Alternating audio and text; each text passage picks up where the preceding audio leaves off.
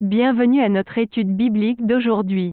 Je suis ravi d'être ici avec vous alors que nous plongeons dans un sujet important, la Pentecôte et le feu de l'Esprit Saint.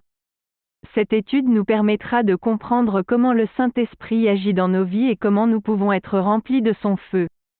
Pour commencer, tournons-nous vers le livre des Actes des Apôtres, chapitre 2, versets 1 à 4. Lisons ensemble. Le jour de la Pentecôte, ils étaient tous ensemble dans le même lieu. Tout à coup il vint du ciel un bruit comme celui d'un vent impétueux, et il remplit toute la maison où ils étaient assis. Des langues, semblables à des langues de feu, leur apparurent, séparées les unes des autres, et se posèrent sur chacun d'eux. Et ils furent tous remplis du Saint-Esprit, et se mirent à parler en d'autres langues, selon que l'Esprit leur donnait de s'exprimer. Ce passage nous raconte l'événement de la Pentecôte, lorsque l'Esprit Saint est descendu sur les disciples de Jésus. Il est important de noter que l'Esprit est venu sous la forme de langues de feu. Le feu est un symbole puissant dans la Bible, représentant la purification, la présence de Dieu et le pouvoir transformateur de l'Esprit. Mais pourquoi les langues de feu? Pourquoi Dieu a-t-il choisi ce symbole pour manifester sa présence? Nous pouvons trouver des réponses à ces questions dans d'autres passages bibliques. Par exemple, dans le livre de l'Exode, nous lisons l'histoire de Moïse et du buisson ardent. Moïse a vu un buisson qui brûlait sans se consumer, et c'est là que Dieu lui a parlé. Ce feu représentait la présence de Dieu et son appel à Moïse. Le feu de l'Esprit Saint représente donc la présence de Dieu en nous, sa purification et sa puissance pour nous transformer. Mais comment pouvons-nous vivre cette réalité dans nos vies quotidiennes? Comment pouvons-nous être remplis du feu de l'Esprit? Tournons-nous maintenant vers le livre de Matthieu, chapitre 3, versets 11 et 12. Jésus parle ici de l'Esprit Saint et du feu. Lisons ensemble.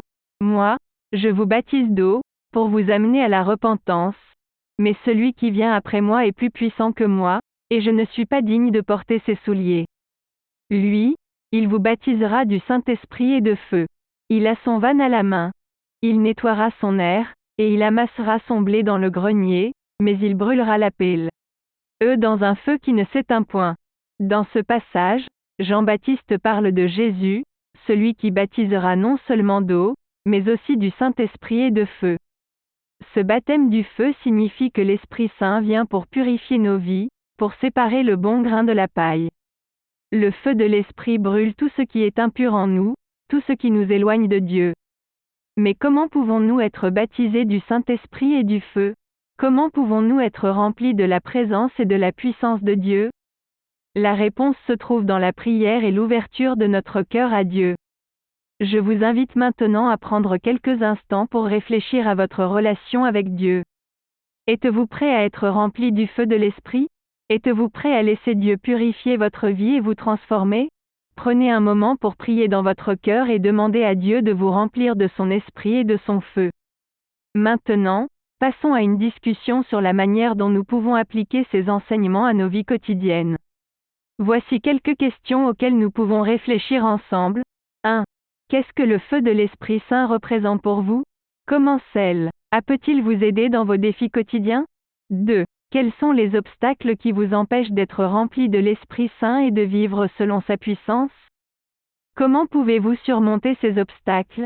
3. Quelles étapes pratiques pouvez-vous prendre pour ouvrir votre cœur à Dieu et permettre à l'Esprit Saint de vous remplir de son feu? Prenez le temps de discuter de ces questions en petits groupes ou en famille. Encouragez-vous mutuellement à rechercher la présence et la puissance de l'Esprit Saint dans vos vies. En conclusion, rappelons-nous que la Pentecôte et le feu de l'Esprit Saint ne sont pas seulement des événements historiques, mais des réalités présentes dans nos vies aujourd'hui. Que nous soyons remplis de l'Esprit dépend de notre ouverture à Dieu, de notre désir de purification et de transformation. Je vous encourage tous à continuer à méditer sur ces enseignements et à les appliquer dans vos vies quotidiennes. Que le feu de l'Esprit Saint brûle en vous, purifiant et transformant tout ce qui est impur.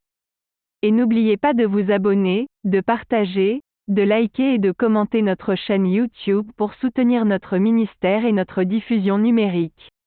Point.